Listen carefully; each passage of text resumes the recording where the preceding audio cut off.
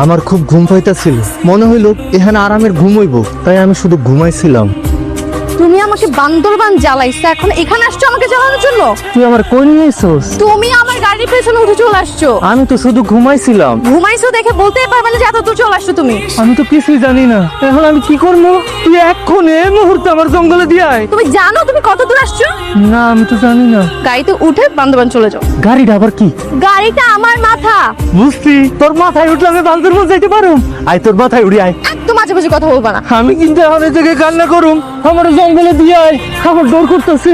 আমি এখন কি করবো? আপনার বাসায় নিয়ে যান, আপনার বাসায় তো জায়গার অভাব নাই। বাসায় যে রাখবো, বাবা মাকে কিভাবে ম্যানেজ করবো আমি? একটা কিছু বলে ম্যাডাম ম্যানেজ করেন। হায় আল্লাহ, আমি কি করবো? জঙ্গলি বঙ্গলি তুই ধরে নিয়ে আসছিস আর এখন আমাদের সাথে থাকবে? মা, তুমি ওকে জঙ্গি বলছো কেন? ও তো মানুষ। তোমার তো দেখতেছি মানবতা বলতে কিছুই নাই। পুরি বাপরে, কি মানবতা ফেরিয়ে না, বান্ধবন ঘুরতে যাই একটা জঙ্গলি ধরে নিয়ে এসছে। কিন্তু প্রাচীন স্বভাবের মানুষ, হ্যাঁ উনি তুই কেমনে পাইলি? জঙ্গলে পেয়েছি, খুল করে আমাদের গাড়ির দিক থেকে করে চলে আসছে বাবা। পুলিশ কি? হ্যাঁ তুমি এমন করতেছো কেন? তুমি এত খুশি হয়েছো কেন? তোর নাম কি?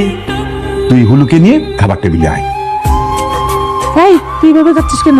বুড়ি তো ঠান্ডা, অনেক মজা। এই, তুই আমাকে বুড়ি রাখলি? তুই তো বললি তোর বুড়ি না করে তুই করবো? হ্যাঁ, তোরা আমি এই চামচ দিয়ে পিটাইয়া জঙ্গলে পাঠাই দেবো। যা জঙ্গলে যা। তুই আমার মানুষ দিয়ে মারবি? তুই আমাকে মারবি? আজকে তোর খবর আছে। তোরা খবর আছে? তুই আমার বেঙ্গালি। কি শুরু করলা? একটা মানুষ খাবার খাইতেছে, তুমি ওর সাথে এরকম আচরণ কেন করতেছো? যে আমার সাথে কি করতেছে, কি আচরণ করতেছে, এটা দেখতেছো না? ও তো এমনটা করতেই পারে, তাই বলে তুমি ওর সাথে এমনটা করবা?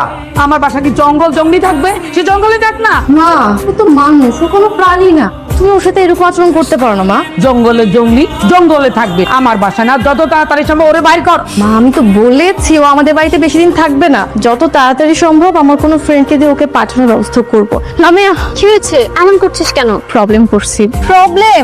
ধর, তুই জঙ্গলে বেড়াতে গিয়েছিলি, ওখানে তোর সাথে একটা মানুষের পরিচয় হয়েছে।